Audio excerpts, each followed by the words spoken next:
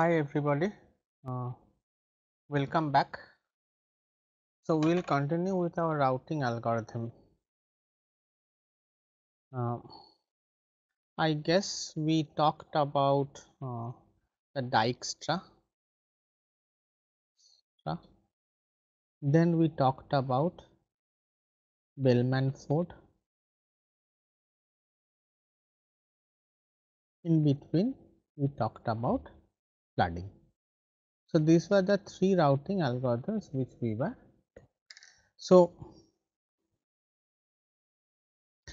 even before going, I think I rushed through this count up till infinity problem. So count up to infinity. Let us just brush this. This is important. So let us just brush it. So what does count up to infinity means? I wrote it last class. I think that we understand good news fast, but bad news slowly. Okay, we understand good news fast and bad news slowly. So if you just go back a bit and see this thing once more, that what we have initially say A, B, C, D, E. We have A, B, C, D, E where all are connected. So this is the LAN connection. Okay, this is the LAN connection. So 1, 2, 3, 4. So E is at 4 hop, while D is at 3 hop, C is at 2 hop, and B is at 1 hop to A. Okay, fine. And all the lines. So what is happening is all the lines are actually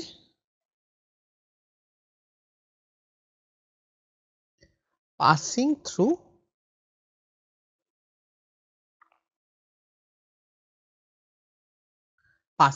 A.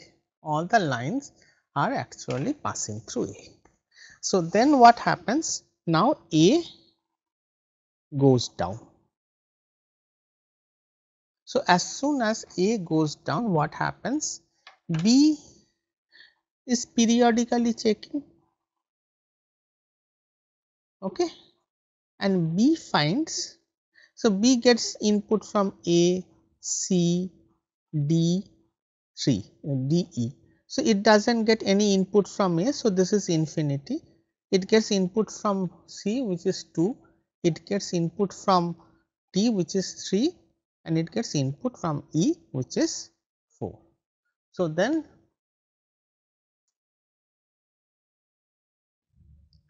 uh, what happens? Then we are taking minimum of alpha infinity 2, 3, 4, and this becomes 2. So now here I write 2. So now for C, what is happening? C is getting from B, it is getting 2, from D it is getting 2, from E it is getting 4. So what happens? So minimum plus 2 plus 1, so sorry. So this becomes 3. Okay. So for D it is getting 3. So this becomes 3. Sorry. So now for C it is getting 3 from C. It is getting 3 here and 3 here. I am sorry, you will not get this 2. You will just get A and C, 2 neighbors of B, and neighbors of B is giving alpha infinity and this is giving 2. So then B will be minimum of infinity comma 2 plus 1. So that is 3. So here 3 have put. Now C has 2 neighbors, one is B and D. So B and D are 2 neighbors. So what is happening? So B is also 3 and D is also 3. So then C will what write? 3 plus 1, 4. So this writes 4. Now D has 2 neighbors. C and E. So both have 4 and 4. So we will write 5. And E has one neighbor D which has 5. So it will write 6. Okay. So, now after the first round what has happened? B has become, what is B? B's distance from A has become 3, C's distance from A has become 4, D's distance from A has become 5, while E's distance from A has become 6. Fine. But what is the exact distance? What is the real distance? What is the real distance which we have? The real distance is actually infinity. The real distance is actually infinity. Okay. B, C, D, E. This is 3, 4, 5, 6. But real distance is actually infinity because C's original 2. How did C's original 2 come? From B, 1 up to B and 1 up to E. There is no other path, but B does not understand that. Okay. B does not understand that. So, B does not understand that. So, that is why B thinks what? B thinks that C is following some other path. Okay. So, everybody is confused. So, C thinks B is following some other path. So, that is why B becomes 3 and C thinks B's now latency has increased. So, it becomes 4. D thinks that C's latency has increased. So, it has become 5, 6. So, then again what will this become? 5, 6, 7, 8. Okay. Because it is infinity and 4. So, it will become 5 next round. Then it will become 7, 8, 9, 10. So, what is happening that the latency is slowly increasing. Okay. What we need is immediate information that A has gone down, immediate information that A has gone down and we should, A has gone down and we should uh, think, or we should think that line is open and put infinity value to all the rows in the routing table, all the A rows in the routing table. So, what we want, this to be infinity, this to be infinity, this to be infinity, this is what we want. But how is this infinity coming? Very slowly, it is coming 3, 5, 7, 9, slowly infinity. Infinity will come, but after a very long time. That is why we are calling it counting up to infinity. So, we are slowly counting and going up to infinity. Okay. So, this is a very important problem which Bellman-Ford's, which shows Bellman-Ford's weakness. Okay. So, next thing which we should know is the flooding algorithm. Okay. So, flooding, I see there are many questions that what is the difference between flooding and broadcasting. So, this question has come again and again. Many people ask that what is the difference uh, uh,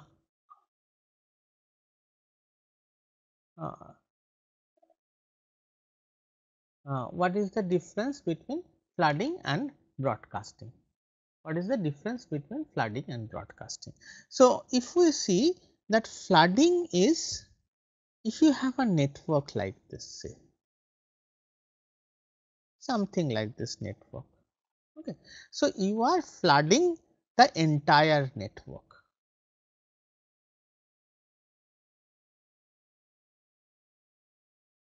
Okay, and with known and unknown IPs. You really do not know all the IPs, you are broadcasting, your flooding means you do not have any idea about what the IPs are there, and you are actually broadcasting the entire thing. So flooding is basically a discovery protocol. Discovery protocol. So here the IPs are not known. Okay.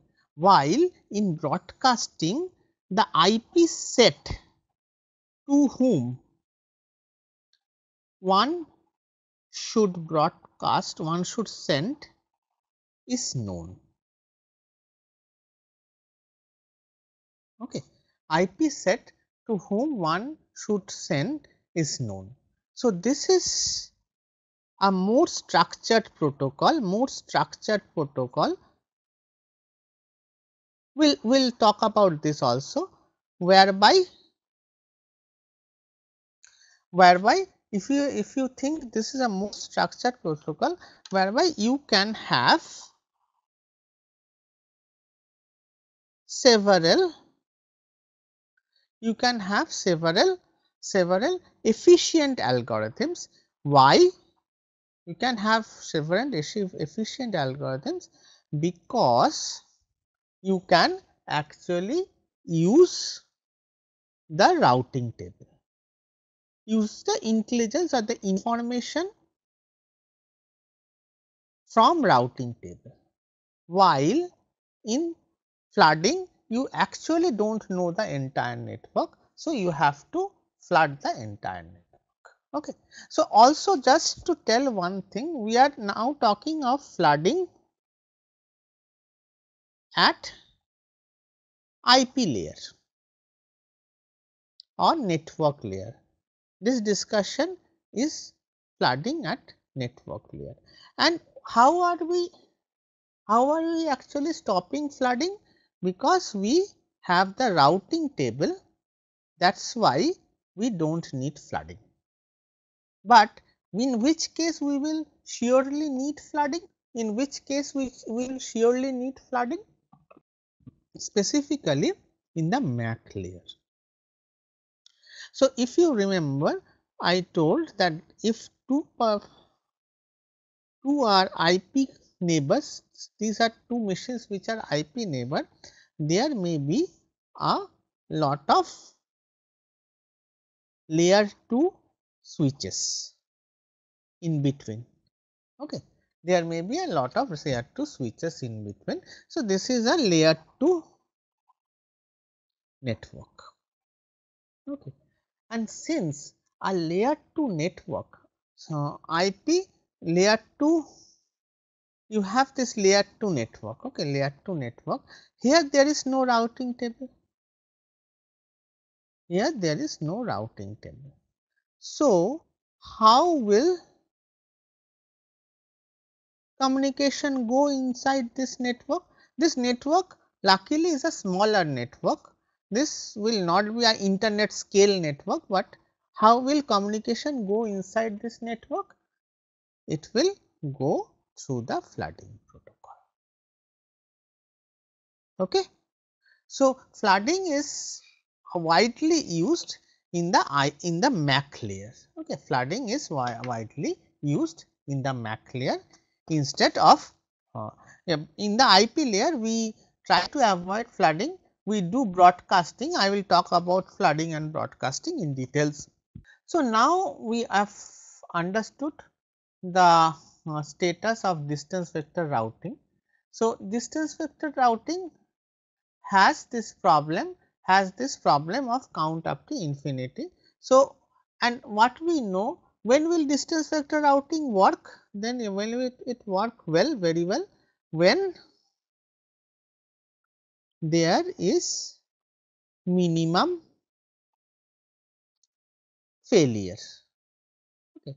when there is actually minimum failure. But in real internet situation,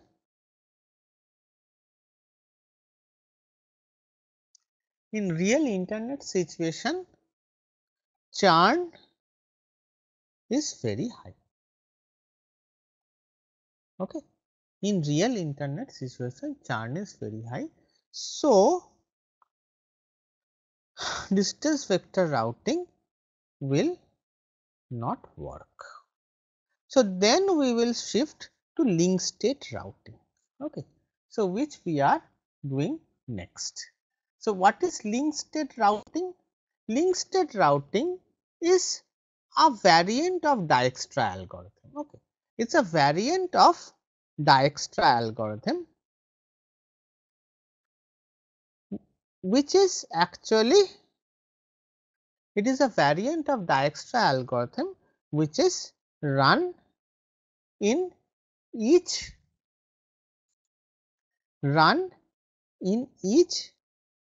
individual node.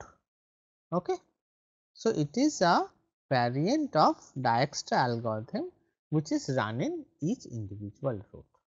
So, if we have to run the Dijkstra algorithm in each individual node, then what do we need? What are the inputs which are needed? Okay. So, what does Dijkstra algorithm need? Dijkstra algorithm needs a graph, and the weights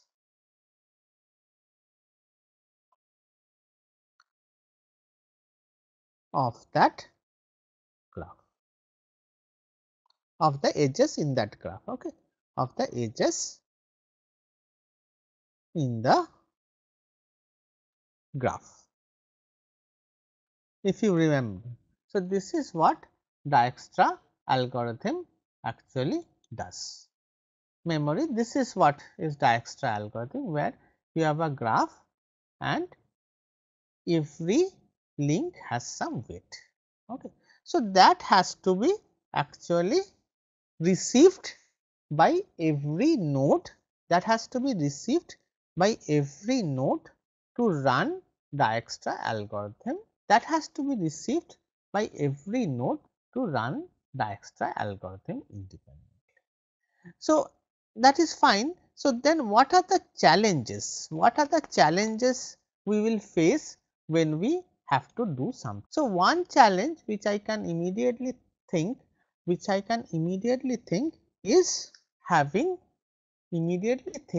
is having consistency. So, it is how to have consistency in result or in acquiring data, because what, some data means link information may be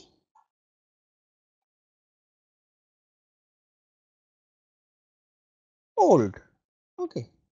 So, we have to check all these things while we are building the link state algorithm.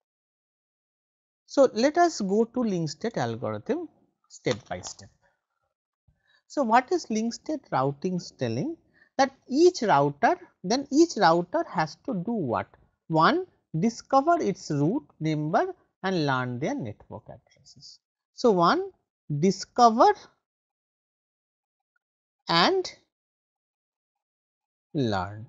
Okay. So, I have to know what are my neighbors and what are the network address. So, how will I do that? I will do some sort of limited flooding. Okay. So, one question which so I am talking about link state routing, which is taking the entire topology into consideration. So, let us see this once. So, one important question about flooding is, so when you begin to flood, what are the consequences? When you begin to flood, what are the consequences? The consequence is that the packets can go from node to node forever. Okay, packet can go from node to node forever, which is, if the packets go from node to node forever, that means the entire network will get congested. Okay, will get congested. So, in order to stop that, there is something called TTL. So, each packet has a value of time to live, and this value gets decremented by 1. This value gets decremented by 1 every time one a packet hops from one node to another. With this, let us come back to link state routing. Let us come back to link state routing. So, link state routing, first step is discover. Okay. Second step is set the distance or cost matrix for each neighbors. So, set the distance or cost matrix. Okay. How will we do that? We can do this dynamically, or we can do it adaptively, that we can understand, we can see how much bandwidth, okay, we can see how much bandwidth, or we can see how much time is taken to travel from one node to another. Okay. Third is construct a packet telling all it has learned. So, I will come to this. Send this. So then we construct a packet. We construct a packet of its neighborhood. Construct a packet of its neighborhood, and then send this packet to all other routers. Okay, send this packet to all other routers and compute the shortest path on every other router. Okay. So, you send this packet, then every router will then generate the graph and then build up the shortest path algorithm. So, these are the 5 steps which are taken. So, let us go again step by step. So, learning about the neighbors. So, learning about the neighbors, there are some small issues which are there, that inside a LAN, if you see inside a LAN, okay, what you see inside a LAN? Inside a LAN, there is basically multiple nodes which are connected to the same LAN. There are multiple nodes which are connected to the same LAN. So, how to determine neighborhood of A, B and C, A, B and F. If you see in the figure, there is A, B, A, C and F, sorry, A, C and F, we have D, E, G, I, H. So, in order to do this, what we think, a LAN as a independent node. LAN is an independent node, and this way we construct the neighborhood. Fine. Now say, sorry, now say this way you construct the neighborhood, fine. So then what happens? So then what happens when you are constructing the neighborhood, you will get, so A will understand, or say C will understand who are the neighbors, that D, E and N. If N is the neighbor, then actually A and F are its neighbor, okay. Or H will understand that G and I is its neighbor. So H understands G and I is its neighbor,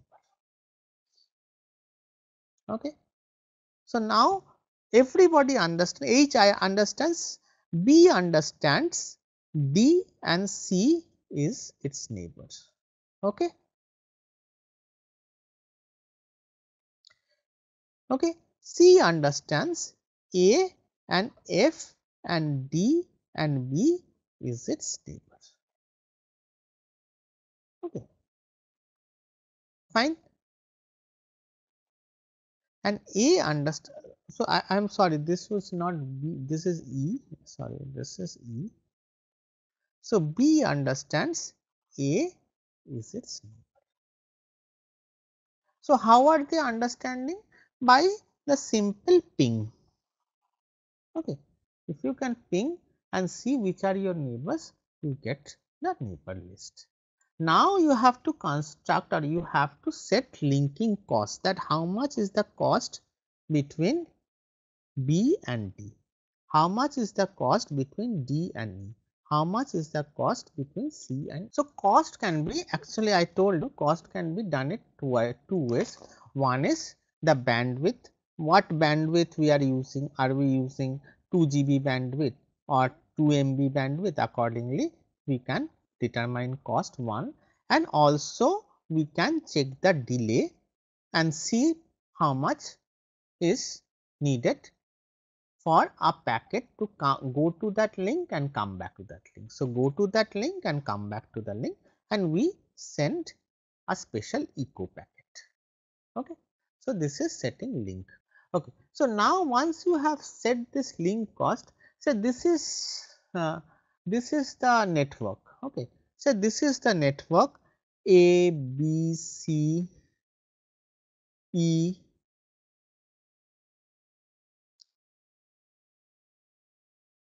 okay. This is the network A, B, C, E, F, D, and who are neighbors of B? F and A. Who are neighbors of C? Who are neighbors of C? E and D. This is a different network than this network. I am just taking another network to make you understand. This is a different network than this network, okay. So, who are the neighbors of A? B and E, okay. Neighbors of B, A and C, okay. So, this way, and we have the cost. Now, see this, that we are getting, so we are getting A's. So, A, how are the link packets developed? See that A is developing, I have a link with B and that distance is 4, and I have a link with E and that distance is 5. Then B's packet is developed. Who are the neighbors of B? C, A and F, and this is like 4, 2, 6, okay. This is like 4, 2 and 6. C's neighbors are B, D and E, and this is 2, 3 and 1, okay. Similarly, D's neighbors are C and F, and this is 3 and 7. So, in this way, every node, what has happened? Every node prepares their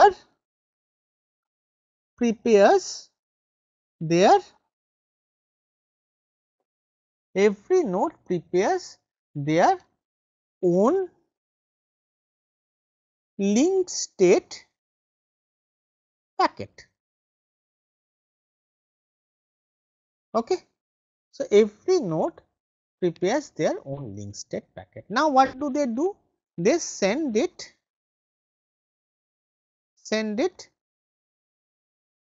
to other nodes. So, now again think that after certain point, say node A will have all these 6 packets. So, node A has all 6 packets, fine. From there, node A now can reconstruct the graph. So, node A can reconstruct the graph, and what can it do? Then it can run Dijkstra, okay, reconstruct the curve, run Dijkstra, and reconstruct the graph, run Dijkstra, and build the routing table.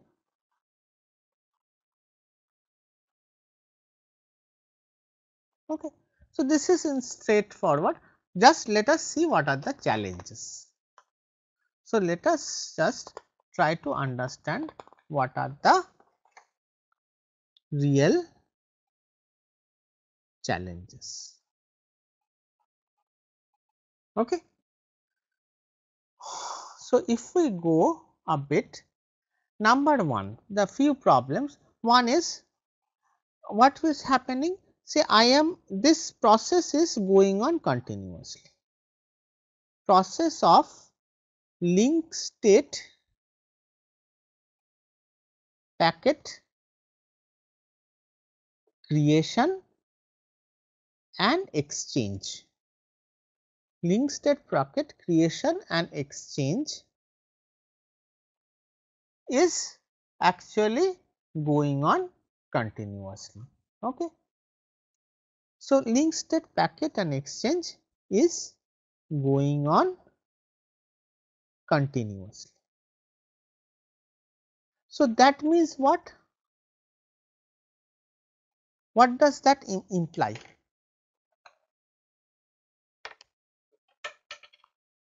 What does that exactly imply? What does that exactly imply? That exactly imply is that exactly implies that for each packet generated by each node, one has to give a sequence number. Okay. For each packet generated by each node, one has to give a sequence number. And then what can happen? So, you will give sequence number 1, 2, 3, and then it will somehow hit some x, and then again you have to give 1, 2, 3, 4. Okay. Now, why is this sequence number important? Just let us think, why is this sequence number important? Because say I get a packet with, say take this again, I am say node C. Okay, I am node C. Fine. I am node C and I get a packet of node A with sequence number say 15. Okay. Then after say 10 seconds, I get a packet with sequence number say 14. What will I do? So, I get a packet with sequence number 15 and I get a packet with sequence number 14. What will I do? So, I will immediately understand that 14 is a older packet. Okay, 14 is a older packet. So, I will discard 14 and keep 15. So, that is why sequence number is important. Then the sequence number has to come, but what is the problem? The sequence number slowly can get exhausted, and then you have to wrap around. Say if your system gives 15 sequence number, so then 1 2 3 up till 15, and then the next sequence number will be 1, but in essence 1 is newer than 15, which C will not understand. So, this is a problem. Okay. How to solve this problem? So, how to solve this problem? The problem solving is simple, that if you take a big sequence number, okay, if you take a big sequence number like a 32-bit sequence number, if it is a 32-bit sequence number, let us think when it will wrap. 32 sequence number means how many numbers can come? 0 to 2 to the power 32 minus 1. Okay, 2 to the power 32 minus 1, and say how you are updating after every 10 seconds. So, then how many updation in a minute? 6, and how many in an hour? 60, and how many in a day? 24, and how many in a year? 364. Okay, 365. So, how much is that? So, you see 663,600 into 24 into say 500. Okay. So, into 20 into 500. So, this is how much? 10,000. Is it 10,000? 10,000. This is something around this. So, it is something around this. Okay. It is something around this, which is much less than this, and it will take 137 years to wrap. So, we are solving that problem. The second problem is, yeah, so we need the edge field. So again the second problem would again make you a little more aware that why we need the edge field. So, what is happening now? Say there can be 2-3 things. The root crashes, the router crashes. So, the entire sequence number can get lost, or the sequence number can get corrupted. Okay. The sequence number, say sequence number, take a sequence number, I have a 4 bit number. Okay. So, 4 bit number, one number is 00001. If one bit gets corrupted, it can become 1001. So, from 1 you are suddenly becoming 9. Okay. You are suddenly becoming 9. So, then every other packets which will be generated between 1 to 8 will be discarded wrongly. Okay. So, luckily every packet has a TTL. So, luckily every packet has a TTL. So, after some time this packet would get discarded and the problem would get solved. So, aging the packets is a very important thing, that we should age the packet and slowly let it die, otherwise it. So, see, one important thing which we must remember, that this is a very distributed system. So, if we keep things loose ends, the havoc it can do, actually we also cannot perceive many times that what are the havocs it can do. Okay.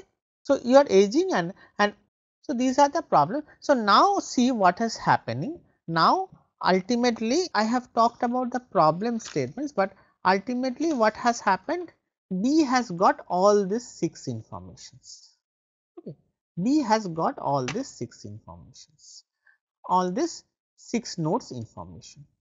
So, now how will be right? See, how will it be right? Say B has a writing that A, source A, it has come. Okay. How is, okay, let us have the network also, otherwise it, so just you can, I hope you can see this part, the network part, or I will draw it a little bit bigger so that both becomes visible to you. Okay. So,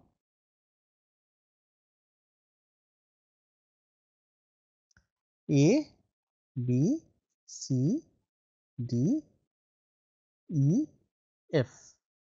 It was like this. Okay. Am I right, or is there, is the sequence right? Okay, fine. A, B, C, D, E, F. Fine. So now see A, from A is sequence number 21.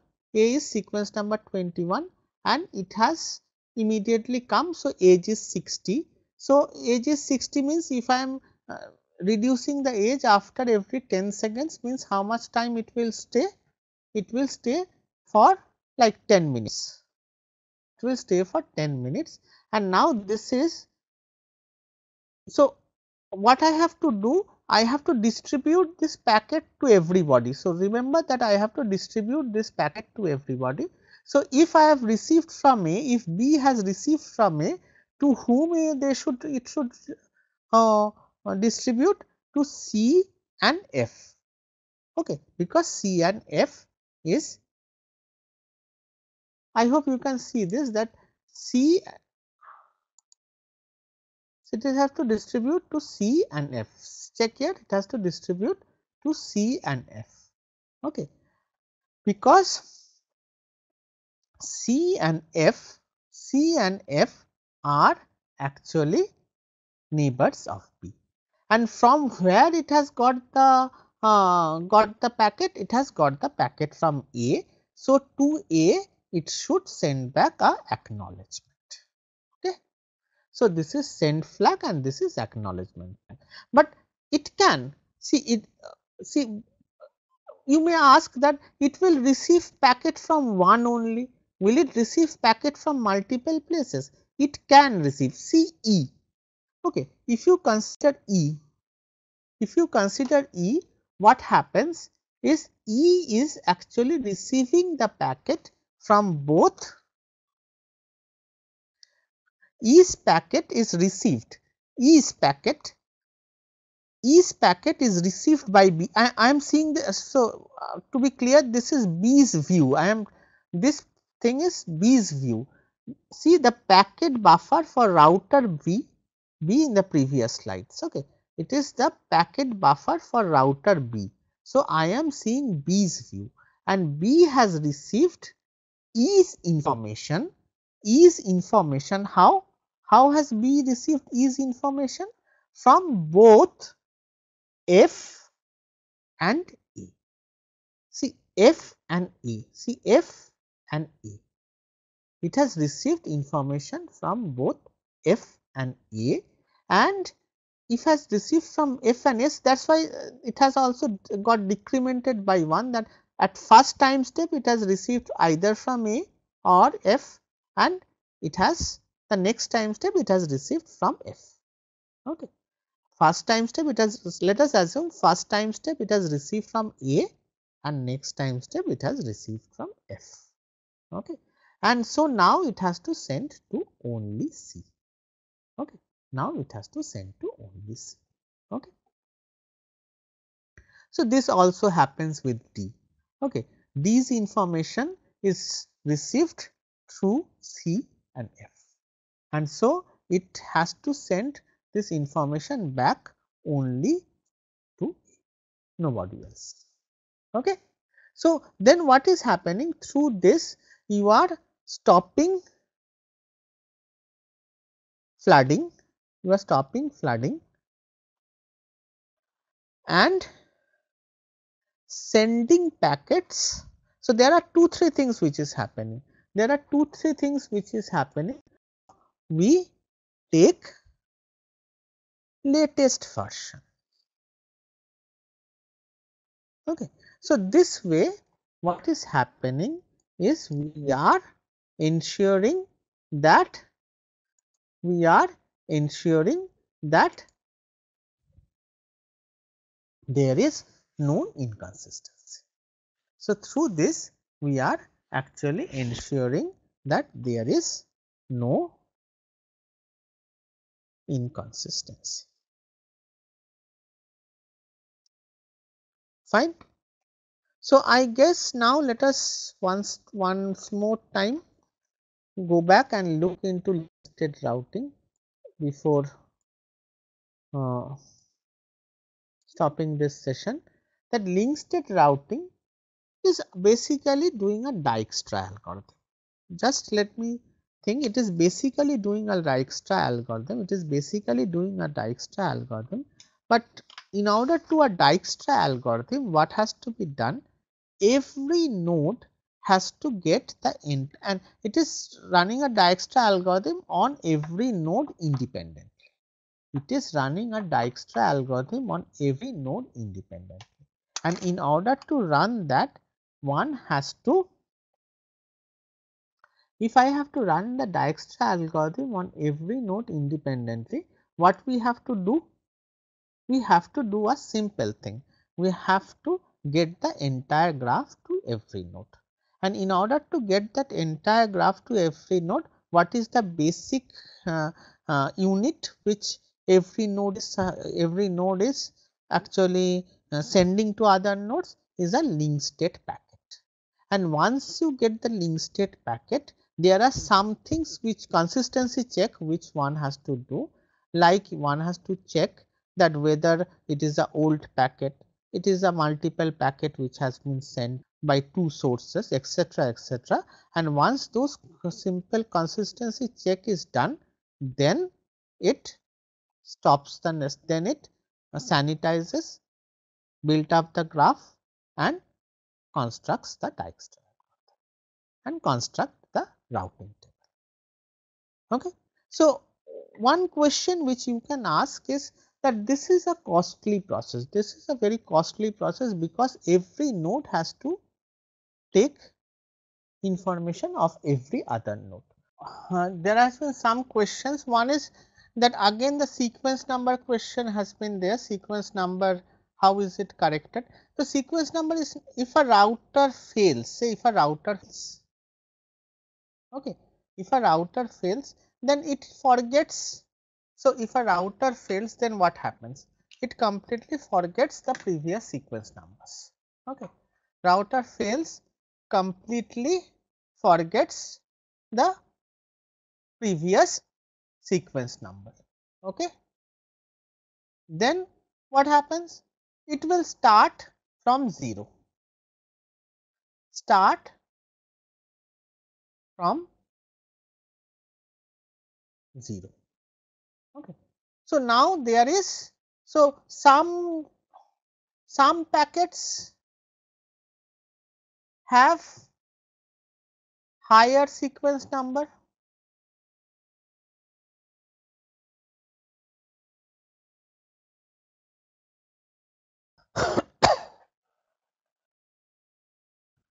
some packet has higher sequence number and some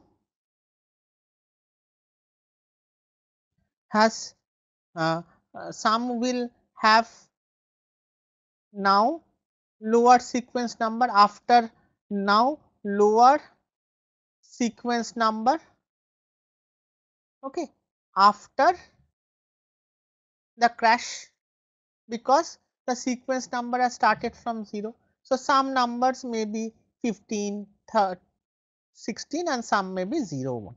So, there is some discrepancy in the system. Okay. There is some discrepancy in the system that will stay, but slowly these packets will die, will age and die. Okay. Slowly these packets will actually age and die. So, these packets will age and die, then again the entire thing will become refresh. So, sequence number can get disturbed, but as soon as the packets gets the older packets die, then again things will get restored. So, if there is a crash, there can be some intermediate state when there will be discrepancy. So, intermediate state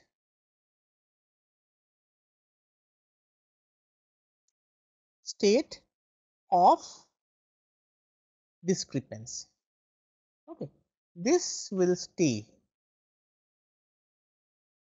I will most probably start writing the spelling of discrepancy wrong. Okay. PA, this one. So, discrepancy state, intermediate state of discrepancy. Okay. Then it will become fine. I guess I have answered the question. Uh, so, ping is again ping is a high level protocol. Okay. It's a application layer protocol. Okay. So, which this is a one year, it's a protocol like FTP, like SFTP. This is also a protocol. Okay. So, this from distance vector routing, here ultimately all these routing algorithms, what are they producing? They are producing a routing table. They are producing a routing table, and what is a routing table? Are we producing a stateful routing table or a stateless routing table? We are producing a stateless routing table. We have told that last class that we are producing a stateless routing table because IP is connectionless protocol. Okay, if you remember. Okay, so IP is connectionless protocol. That means what we have, if destination and next hop, there are two things that if you want to go, say I am keeping something in node B, a routing table. That means if you want to go to destination A, then what should be the next hop? Next hop can be X. If you want to go to destination C, what would be the next hop? Can be Y. If you want to go to D, what would be the next hop? Maybe Z. So, these are the two things which you are keeping, and all these algorithms are ultimately producing this.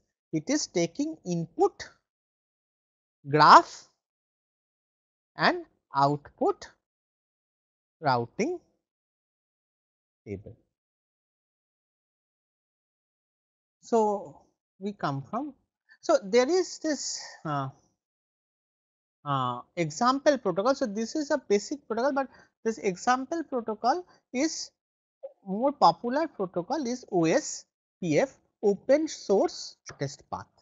Okay, open source shortest path, which is used,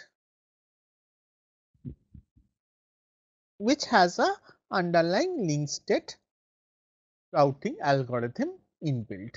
Okay, which has a underlying link state routing inbuilt.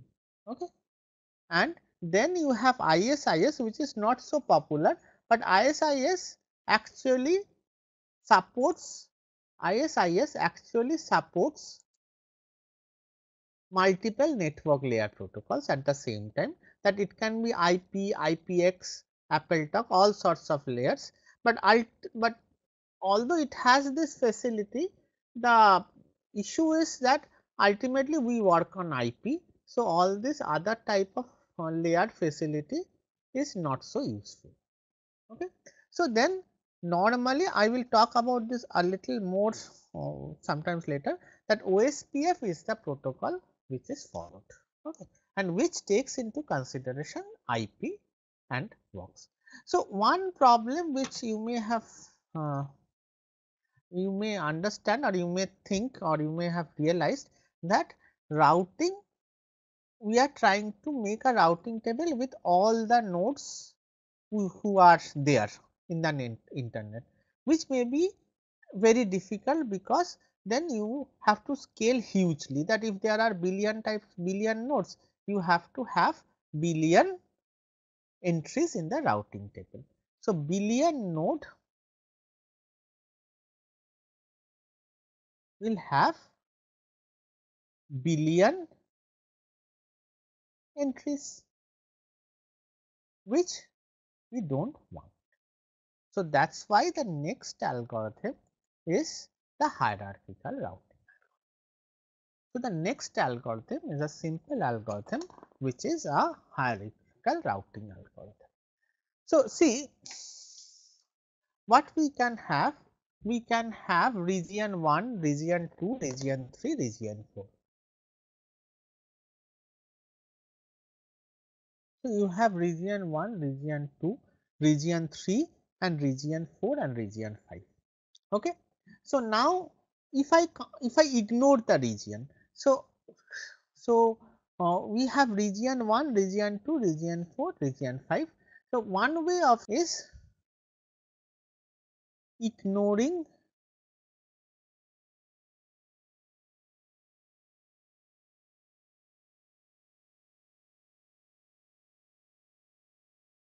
okay. One way of doing it is ignoring the region. Fine. So if we ignore the region, then what happens? This is a straightforward.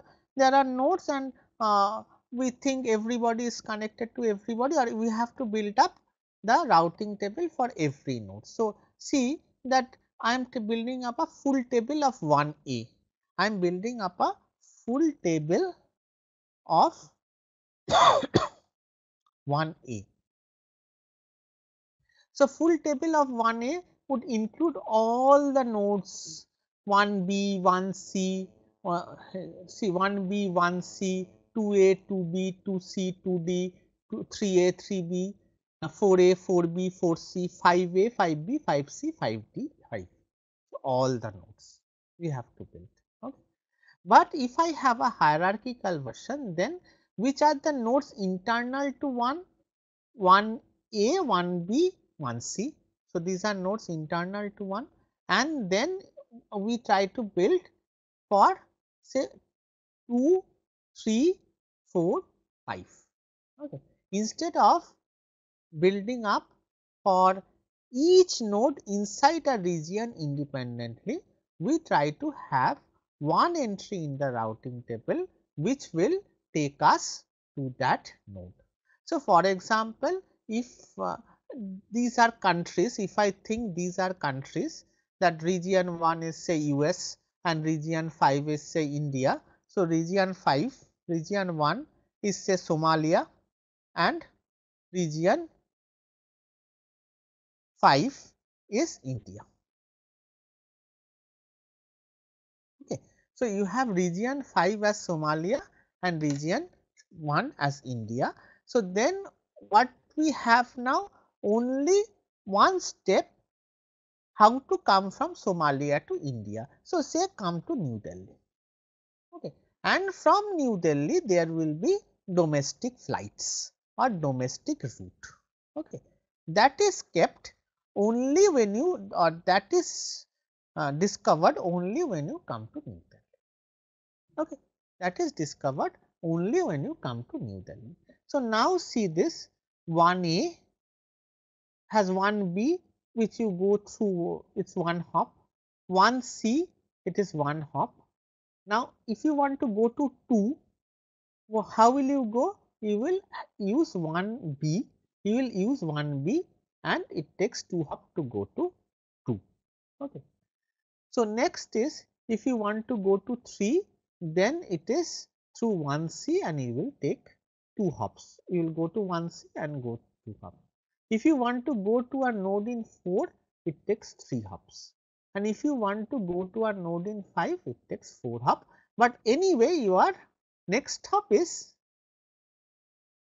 1C. The next hop is 1C for all these cases. Okay. So, what are the problems, or are there some small problems which can happen? Are there some small problems which can happen? So, one small problem which can happen, just if you see that I have 1A, say I have 1B, 1A, 1C, and both are actually getting connected to two separate nodes in 2. Both are getting connected to two separate nodes. So, say this is New York and this is Bombay and this is San Francisco or Washington and this is Delhi.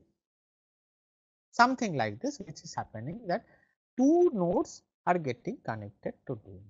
So, then there is confusion that which is gateway or which should be considered as gateway, and the routing table needs to be built on one gateway. The routing table needs to be built on one gateway, or it may so happen. So, this is one another important thing about routing table which we should understand, is that as soon as we begin to use this Newark Bombay route, it may get congested. And then our link state routing may say that this is taking much more time than this. So, you may again switch. Okay. This switching, if we are going on delay, this switching may continuously occur. So, you may see a continuous hop from one end to another end. Okay. That can also happen. So, anyway, so what is essentially happening? Essentially happening is, if I now think a little more analytically or a little more numerically. So, if I have just 720 routers, okay, if I have 720 routers in 24 regions, okay, 720 routers in 24 regions. So, now we try to build up 3 levels of hierarchy. So, we try to build up 3 levels of hierarchy. So, 8 clusters, each containing. So, if we have 24 regions, okay, and says there are 720 routers and each is distributed equally, say each is distributed equally, then how many each table will have how many entries? Each table will have how many entries? Say there are 720 routers and 24 regions. So, each region has how many? Each region, how many nodes? 720 by 24, 720 by 24, 30. Okay. So, 30 means each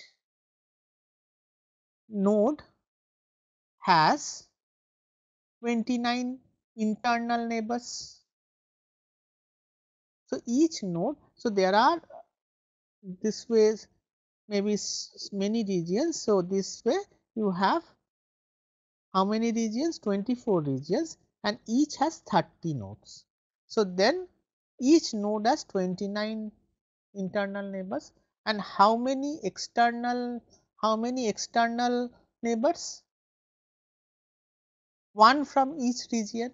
So, how many regions are there? 24. So, there will be 23 external neighbors. So, then how big will be the routing table? The routing table will be 29 plus 23 is 52 rows instead of 720 rows. Okay.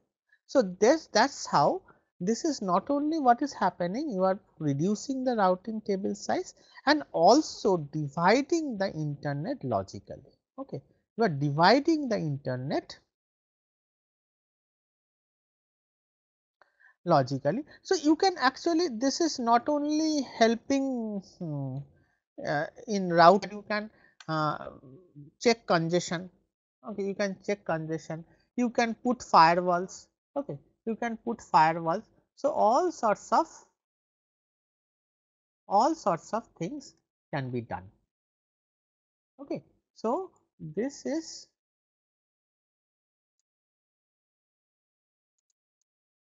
so all sorts of things can be done. Fine.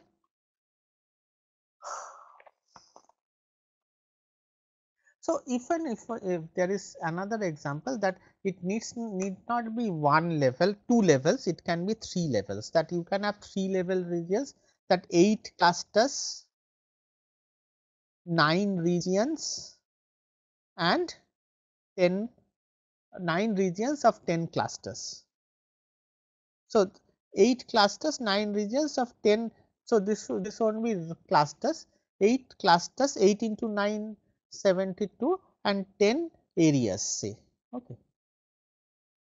So, you have 10 areas, inside those areas you have 9 regions and these 9 regions have 8 machines inside.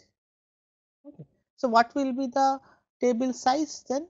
What will be the table size? If we will have 7 neighbors, okay, and we will have 8 neighboring region, 8 regions neighboring, okay, and 9 neighboring area. So, then this is 7 plus 8 plus 9 is how much? 24. So, then what is happening in the previous case? We had 52. In the previous case, we had 52. Now, we are going down to 24.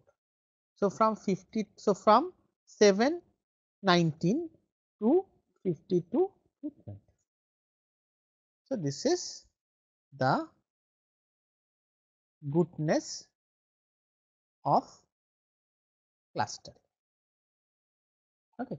So, this is the goodness. So, yes, you can have, see, now the question is, uh, so now the question is, you can have more than 3 levels, you can have 5 level, 10 levels, there is no issues.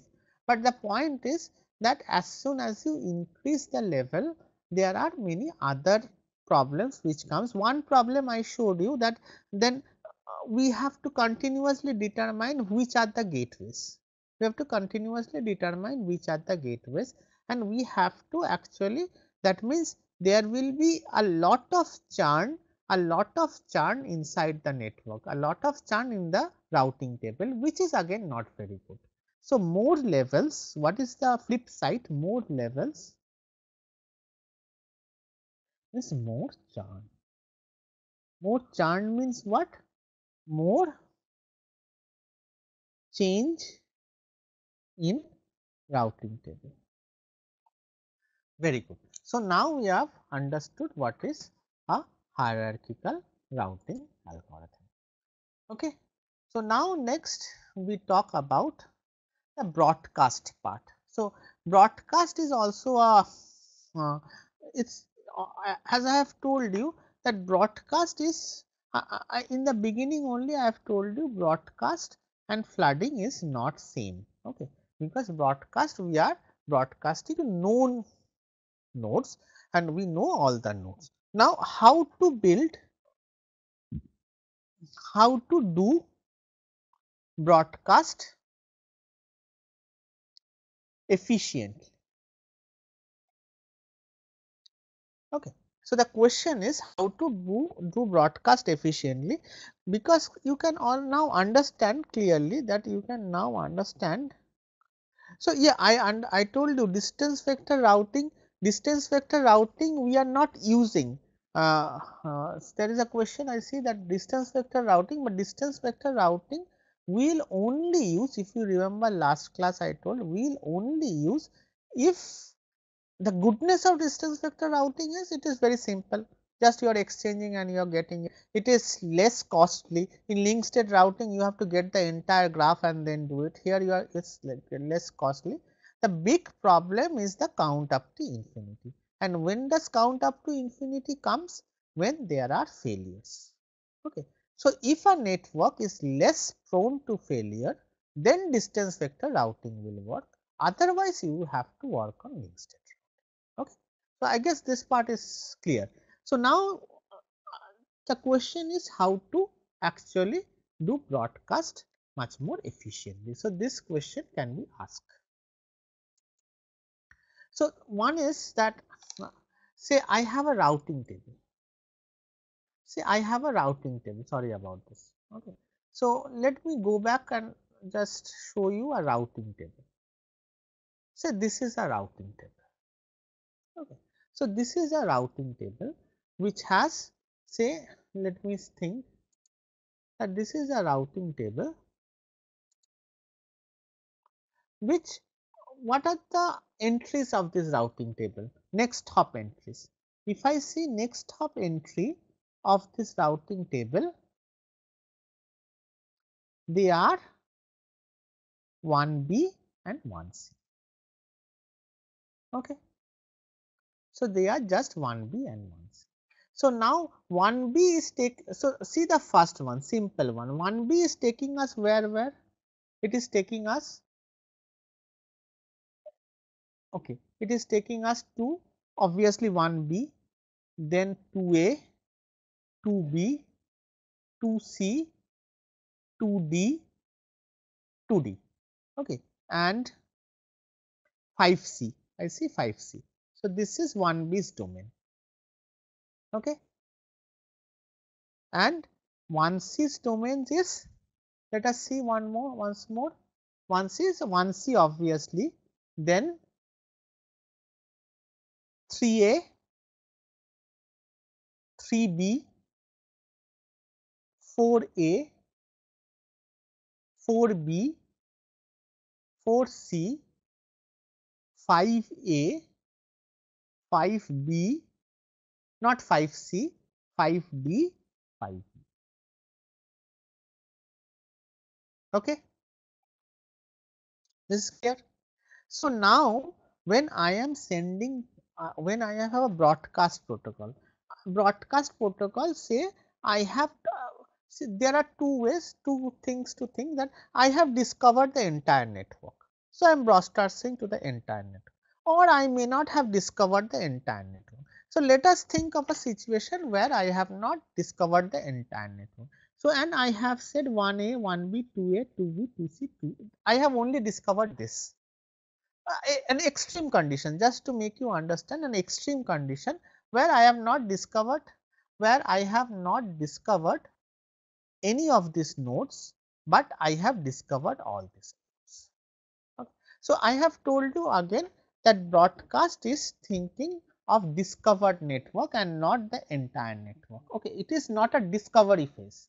Broadcast is not a discovery phase. So, what will happen if this is a discovery phase? Typically, packet size will be small. There may not be data packets which will be sent, there will be control packets. So, also remember this, but when you are doing a broadcast, you will actually send data packets.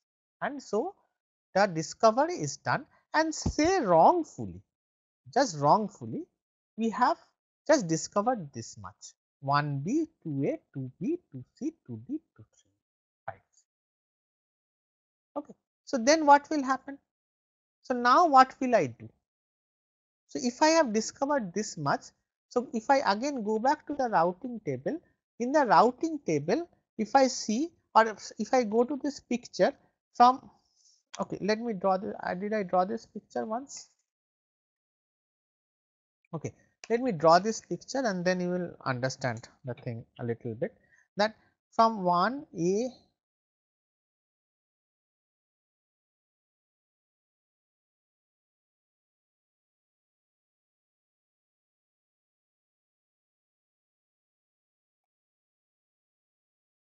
to A, to B, to C, to D, and see this. Okay.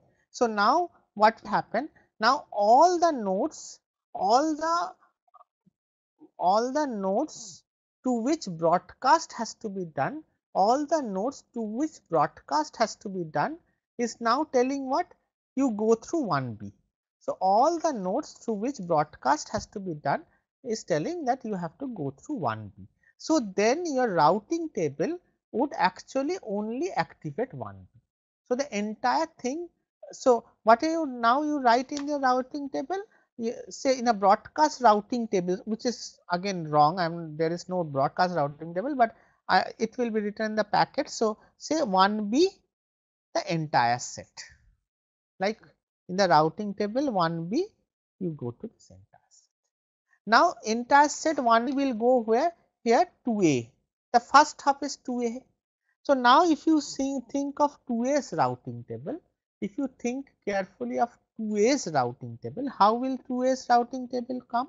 So, 2a will take some nodes through 2b and some nodes to 2c. So, which of this will go through 2b and which of this will go through 2c? Let us think. Okay. So, say let us think. So, 2b will go through 2c. Okay, 2c will go through 2c. Now, 2d may go through 2b and say 5c also goes through 2d. So, let us assume that this is a faster link. Okay. So, now you have the table that from 2a there are two entries, from 2a there are two entries, one is to 2b where 2b, 2t, 5c will go and another is 2c where just 2c. So, now you are actually using the routing table and pushing the packets, but in a broadcast way. It is not the packet is not going to a single node, but it is going to multiple destination. Now, next you see it will go to 2b. So, 2b is 2b and then from 2b it will go to 2d. So, if I am going to 2b, I reach 2b. So, next hop 2d, what are the two things will go? 2d and 5c, and the next hop will be 2d and what would be the next thing? 5c. So, this is a single entry and this I reach and then slowly it also becomes a single entry, and once it becomes a single entry we finish. So, what is happening? The broadcast algorithm is acting efficiently. The broadcast acting efficiently, what it is doing? It is actually manipulating or rewriting, reformulating the routing table. Okay, it is reformulating the routing table and accordingly sending packets.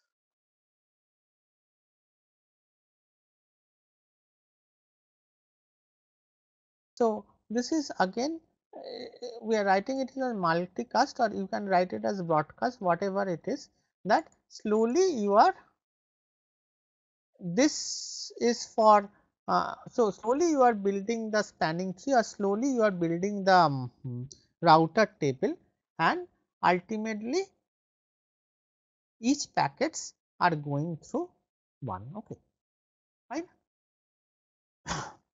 Okay. So, the other way of doing these things is perhaps a spanning tree. So, you can also build up a spanning tree. So, I am assuming that all of you know spanning tree. So, spanning tree is nothing that if you have a graph, the tree, a tree which, what is a spanning tree? If you have a graph, a tree which covers all the nodes.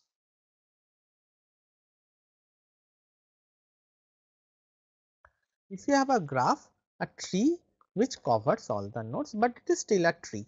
Okay. So, what is the advantage of a tree? Advantage from network perspective, that packets will come through a single node, because it is a tree structure. If I start from one node, it will, and if the tree structure is rooted to a node, so spanning tree rooted at say node n. Okay. If I have a spanning tree rooted at node n. So, what is the advantage?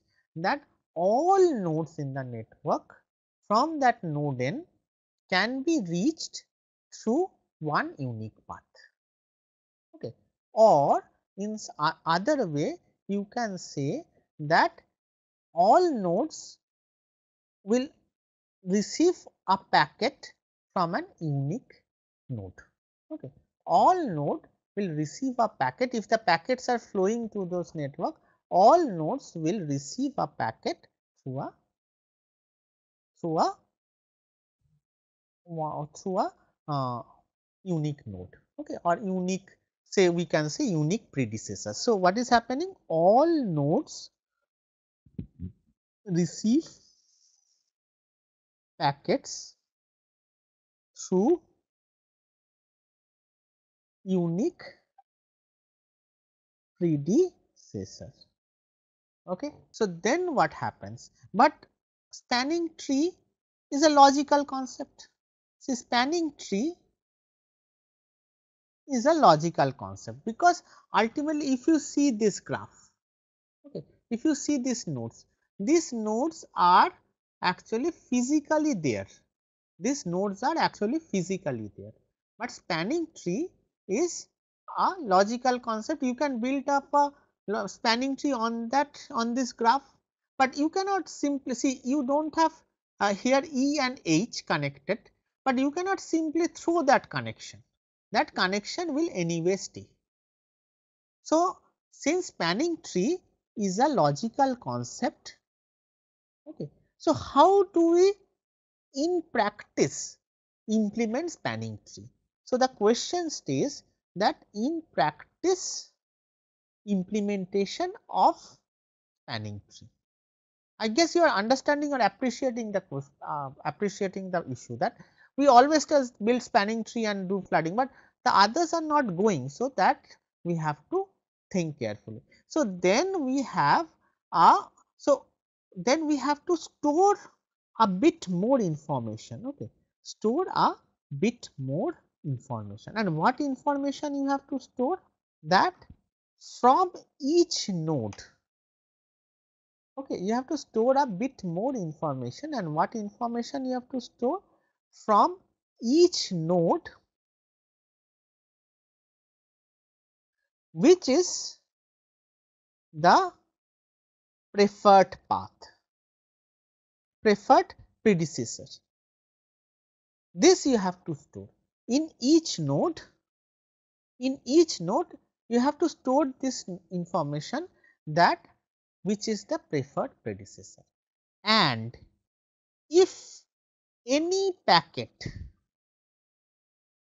comes from any other node than the preferred predecessor, then what do you do?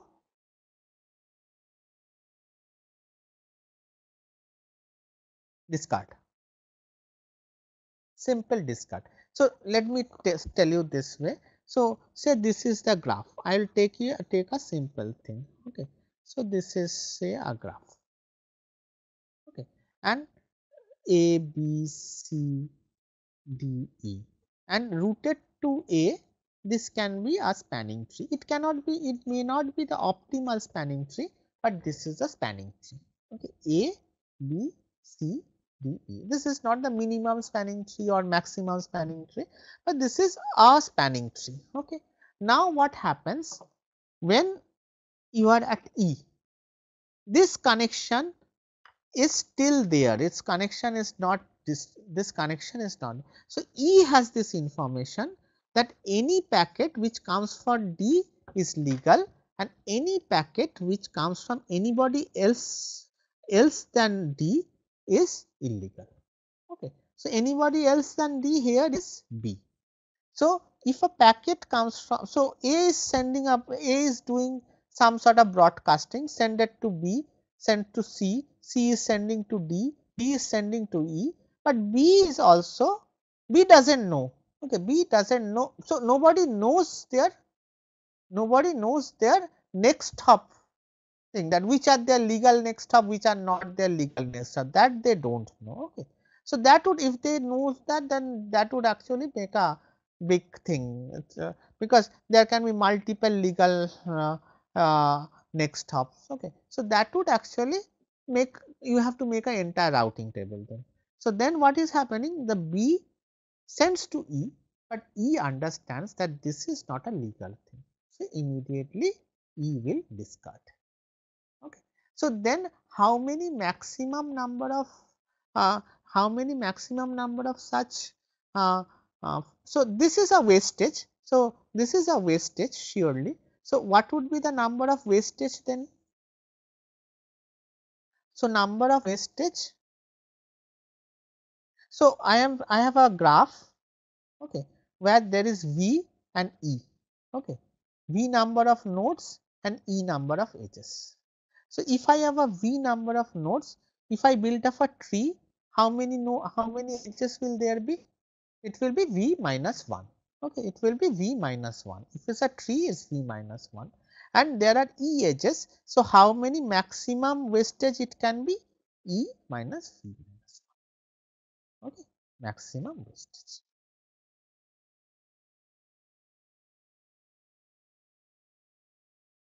Okay. So this is another way to do broadcasting, where you are optimizing on the wastage, that you are uh, seeing that there is not too much wastage. Fine. So broadcasting, I guess you have understood. Now let us, so with broadcasting, then there is multicasting, there is anycasting. I am not going into this, okay. And then there is routing for mobile hosts. So all sorts of things which you can do and know. So there are two other class of routing which I will do next class. One is the ad hoc routing, which is important, okay, and also routing in peer-to-peer networks, okay, routing in peer-to-peer networks, because these are a little bit different, which I will do in the next class. But now let me just go to some more practical understanding of routing. So what is happening ultimately? What is routing? Ultimately we are doing routing through IP, and routing is internet scale. Okay, we are doing routing through IP, and routing is actually internet scale. It's not that routing is local. Okay, so we have two sorts of routing, uh, hmm, understanding, that we have this internet internetwork routing. So an internetwork routing we have told, but let us say it more formally, that one is interior gateway. So there are gateways. So how we can think of internet, that there are autonomous systems, or and from one autonomous system to another autonomous system we are going through gateways. So there are, say, autonomous systems, and through one autonomous system through another autonomous system we are going through gateway. Okay. So then there is two types of protocols which we do. Interior gateway protocol. So within an autonomous, then again this is an interesting thing, since we are doing internet scale or world scale, that means it won't be only technical thing. There are many other things which we have to consider, political thing. I will come to this political thing, okay, or means the geography we have to consider. So we have to consider various other things, okay. So when we do internet gateway protocol, which is called IGP, interior gateway protocol, which is called IGP. So we have interior gateway protocol, interior gateway, this is IGP, and we have the border gateway. So this is border, is real border, whatever we do in border we can have border gateway protocol, okay. So, border gateway protocol and internet protocol, the interior gateway protocol. So, interior gateway protocol is typically a an interior gateway protocol's basic algorithm is OSPF. And what is OSPF? I have told just before. What is OSPF? OSPF is link state routing at the core. Okay. So, interior gateway protocol is OSPF and OSPF is link state routing at the core. Okay. So, then let us just think carefully and write this thing, that you have autonomous systems getting connected throughout the internet, and within the so you have the IGP, interior gateway protocol. Okay, you have interior gateway protocol, and when you have interior gateway protocol, what is happening?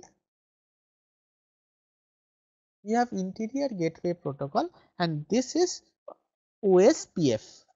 Okay, this is this standard algorithm or popular algorithm is OSPF. Okay, and OSPF works on link state routing. Okay, basic principle is link state routing. Clear? Now, when we go to BGP, border gateway protocol, what are the things which, so I have told about distance vector routing, that what are the, and we have more, what is the reliable flooding, how frequently route. So, after every 10 seconds they are checking. So, it may not get updated very fast many times, but there is a continuous check actually after every 10 seconds. How do we decide routing only best for? So, yeah, now we are talking about internet scale. So, internet scale LSR has 1. So, let us think that LSR has 1. Okay, fine. So, the other questions I will take next class, but let us just see the what is BGP. So, BGP puts various type of rules, because BGP, once it is not only a technical protocol, it is also a political protocol, commercial protocol, all sorts of things it has to see. So, some constancy, no commercial traffic for education network. So, if you have a education network like NKN we have, so we cannot have advertisement of say Paytm inside NKN. So, those type of protocols has to be, those type of uh, constants has to be supported by BGP. Or when you are sending data, you never put Iraq on route at Pentagon. So, if you are sending a data from US say to Dubai, so Iraq may be a good, means if I just think from uh, link state routing or from any distance vector routing, that this is the shortest path, but it is not uh, secured. It is not secured. So, BGP takes care of that. So, you can put all these rules in BGP, that when you are configuring, please even if it costs more, you do not choose Iraq, or there can be other things that you choose cheaper network. So, cheaper network. So, if I am buying a network service say in India and buying a network service say in Bangladesh, so the network service in Bangladesh may be a little degraded, but it may be much cheap. So, all these considerations are taken, that it is not only you need the best network, but you may need the cheaper network, okay, or you may need better performing network, whatever. So, you can actually define rules that what type of routing or what type of connection you want. So, that is what is BGP protocol, and this is a very in all sorts of things. So, you can see I have actually drawn a, means I have taken from the book, but a small way, that you have various type of routing policy. Then once you build this, you build up a lot of advertisement. Again, you do a advertisement to understand or optimize the routing. After you put the constants, you put an lot of advertisement to put the routing path. Okay. So, this is all about routing, the initial routing, but routing if we do not talk about the IP protocol or exactly how IP works, then this stays incomplete, which will come back in the next class and talk. Okay. Thank you very much.